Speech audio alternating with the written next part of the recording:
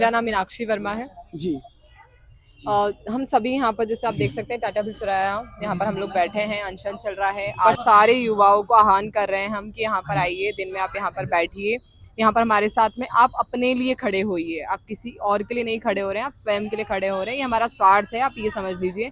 क्योंकि जिस प्रकार से किसान आंदोलन में किसान खड़े हुए, वैसे युवा आंदोलन है तो युवाओं को खड़ा होना पड़ेगा। यहाँ पे कोई और नहीं खड़ा होने वाला है हमारे लिए। अच्छा, तो क्या युवा ही खड़े होंगे, उनके पेरेंट्स वगैरह नहीं आएंगे यहाँ पर? पहले मैं चाहूंगी कि युवा तो जाग जाए, उनके अभिभावक तो पहले से जगे हुए हैं, तभी तो उनको इतना शिक्षित कर दिया, इतना पढ़ा दिया, ग्रेजुएशन करवा दिया, पीजी करवा दिया। उनके अभिभावक तो उनका जो कर्तव्य वो पूरा कर चुके हैं, लेकिन अब युवाओं को जरूरत है कि वो पीजी और ग्रेजुएशन करने के बाद में भी हम देखें कि हमारे इंडिया में 40% ग्रेजुएट भी बेरोजगार बैठे हैं अभी। तो क्या हो रहा है ये, मतलब भारत देश के अंदर हम देखें कि हमारे माता पिता ने वो काम कर दिया जो उनको करना था, क्योंकि वो हमारी संस्कृति है। पर आज के युवाओं को जागने की आवश्यकता है, वो वहाँ पर बहुत पीछे रह चुका है। जैसे कि हम आंकड़े देख सकते हैं कि कई युवा, जैसे कि हम देखें 7% युवा क्लब के अंदर बैठे हुए हैं। 100% में 7% युवा यदि क्लब के अंदर बैठा है, 40% बेरोजगार बैठा है और 5 गुना बेरोजगारी वो है जो ग्रेजुएट्स हैं।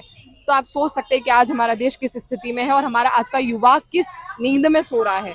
आज भी उसको इस चीज को हमको आह्वान करना पड़ रहा है, हमको जगाना पड़ रहा है। तो ये हमारे लिए एक बहुत ही नेगेटिव चीज है, जिसको मुझे लगता है कि इसके अंदर मैं रैंकिंग करने जाऊंगी तो रैंकिंग ही नहीं बनती है। जिस प्रकार अभी हम देखें कि नीट का एग्जाम हुआ है और नीट में जो ये सारी चीजें जिसको लेकर इतना सोना मांगचुक कर रहे हैं, मुझे लगता है कि उनका कोई स्वार्थ नहीं है, वो निस्वार्थ भाव से चीज कर रहे हैं। पर मैं यहाँ पे युवाओं को कहूंगी, जो भी मुझे सुन रहे हैं, तो आप एक बार जब भी अकेले को स्टडी टेबल पे बैठे हैं, आप सोचें कि आप किसके लिए ये बात चल रही है, आपको लड़ना किसके लिए है। आपको स्वयं के लिए लड़ना है, क्योंकि आप बेरोजगार हो, आपको कल को अपनी रोजी रोटी खुद को कमानी है, कोई और नहीं करने वाला है आपके लिए। आपकी खुद की लड़ाई है, आपको खुद को लड़ना पड़ेगी और आपको यहाँ आना पड़ेगा। ये कोई राजनीति नहीं है, ये एक सामाजिक काम है, ये आपका स्वयं का काम है। मैं यहाँ इसके लिए आऊंगी क्योंकि मैं खुद एक स्टूडेंट हूँ। मैं खुद अभी पीएचडी एनरोल करने के लिए नेट का एग्जाम दे रही हूँ, साथ में मैंने नेट क्वालिफाइड किया हुआ है। लेकिन आज भी यदि मैं बाहर निकलती हूँ मार्केट में, मैंने बीएससी कंप्यूटर साइंस किया, उसके बाद पीजी कर लिया, सब कुछ कर लिया, लेकिन आज भी निकलती हूँ तो स्किल बहुत पीछे रह जाती है।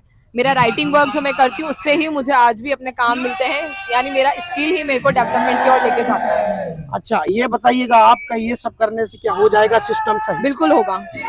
ये कैसे कह सकते हैं आपके बिल्कुल होगा? यही तो हमारे अंदर ये जो प्रश्न है कि कैसे होगा। हमें कोई संख्या नहीं बढ़ानी है यहाँ पर कि 100 हो गए, 200 हो गए, 1000 हो गए, लाख हो गए, नहीं, हमें नहीं बढ़ानी है संख्या।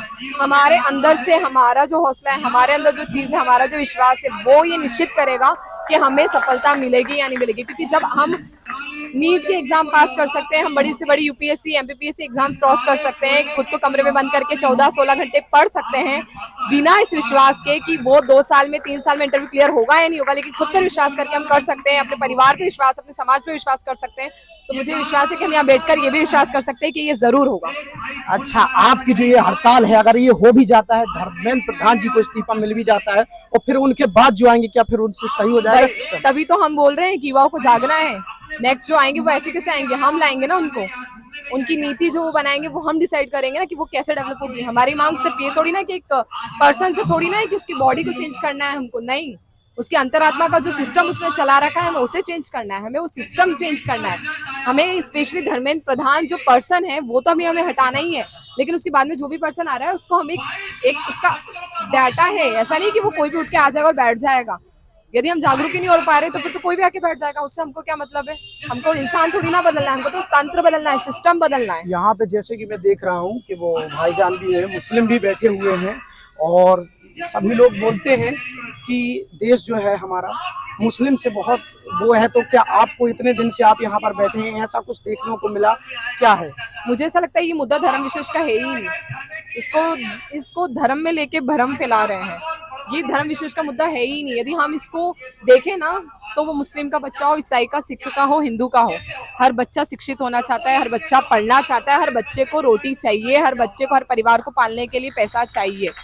यहाँ पर आप देख सकते हैं, जैसे सामने आप खुद कह रहे हैं कि वहाँ पर वो मुस्लिम है, सामने भी कई सदस्य ऐसे बैठे हैं जो मुस्लिम कम्युनिटी से आते हैं, और मुझे नहीं पता मेरी बात से कितने लोग सहमत हैं, पर मैं इस चीज को नहीं मानती। मेरा देश जो है वो धर्मनिरपेक्षता को मानता है और हम इस चीज को आगे लेके जाते हैं कि हम हिंदू, सिख, ईसाई, मुस्लिम सब भाई भाई, और हम यहीं पर बैठने वाले हैं। और इंदौर संभाग के अलग अलग जिलों से यहाँ पर आने वाले हैं, धार, खरगोन, खंडवा, सब जगह से यहाँ पर आने वाले हैं कल लोग, क्योंकि उन लोगों का भी काफी इंतजार है कि वो इतनी दूर तो आ नहीं सकते रोज रोज उठ के, और ना ही वो अपने परिवार को छोड़ के आ सकते, पर वो वहाँ से सपोर्ट कर रहे हैं। तो कल यहाँ पर वो सब लोग आएंगे और यहाँ पर हमारा समर्थन करेंगे, हमारा नहीं, स्वयं का समर्थन करेंगे।